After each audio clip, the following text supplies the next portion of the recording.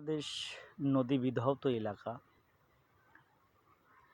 বাংলাদেশের সর্বত্র আছে নদ এবং নদী।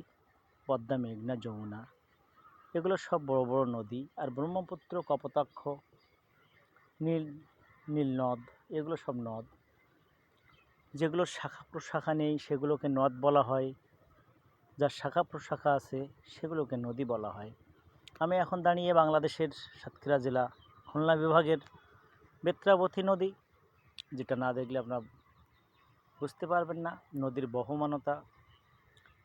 নদীটি আগে খুব পরিপূর্ণতা ছিল না, এখন খনন করার পরে সে তার প্রাণ ফিরে পেয়েছে। আমি এ কূলে দাঁড়িয়ে আছি, তাই মনে পড়ে এই কূলে আমি আর ওই কূলে তুমি, মাঝখানে নদী ওই বয়ে চলে যায়, তবুও তোমায় আমি পাই গো সাড়া, দুটি কূলে দুটি পাখি গান যেন গায়, মাঝখানে নদী ওই বয়ে চলে যায়, এই কূলে আমি আর ওই কূলে তুমি,